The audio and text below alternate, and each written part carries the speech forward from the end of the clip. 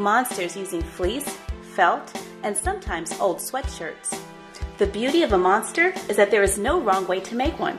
I'm going to start by folding my fabric over in half so that it's doubled up. The good side on the inside. With a piece of chalk, I'm going to plan out my design, and it's going to be just a simple rectangle monster. Now I'm going to sew on the lines drawn. Cut off the excess. I'm going to cut a piece out of this black fleece to use for the mouth.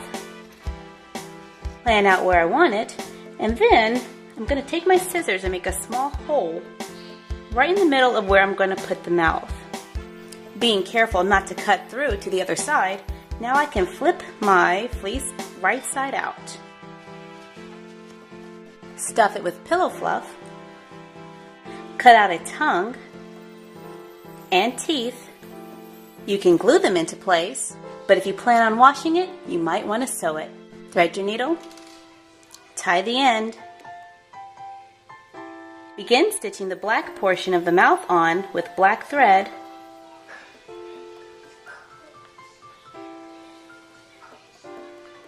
Be sure to lock your stitch by going back through in front of the knot, pulling your string tight, and then proceed all the way around the edges.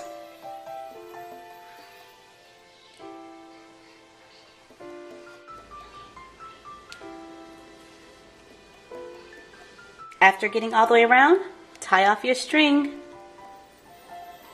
knot it, and clip off the extra. Sew on the tongue with red thread, attach the teeth, sew on beads for eyes,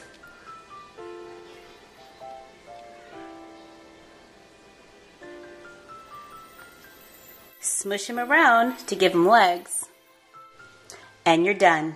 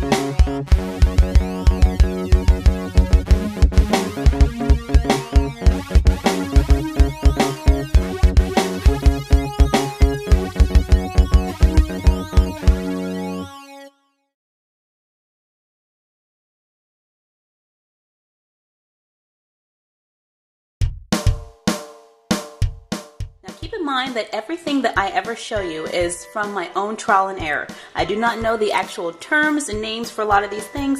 I kind of just make it up as I go along. But for hand stitching, you're going to need a few basic supplies, like needles, thread, and scissors. Now you're going to want to invest in a quality needle. Super thin needles will hurt your fingers after a lot of hand stitching.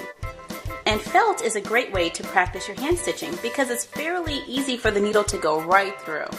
So grab some thread, put it through the eye of your needle, even out your thread, and then tie a knot at the end.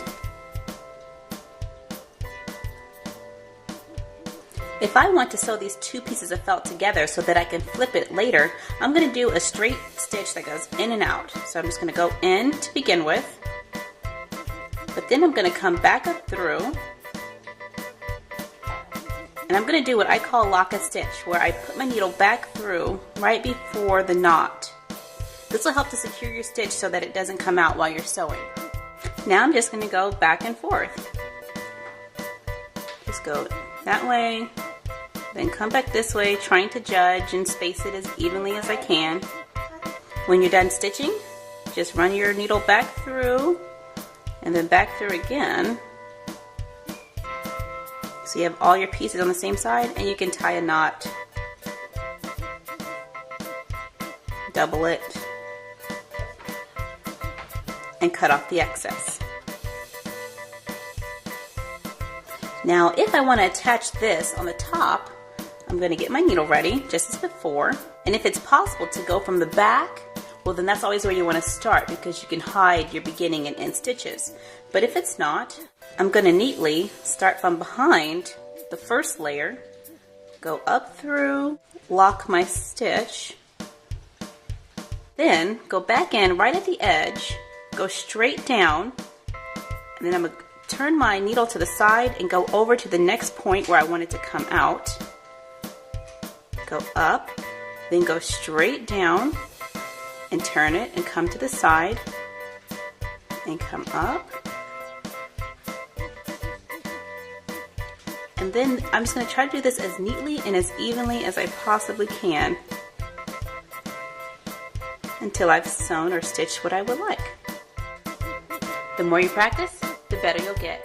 Happy crafting!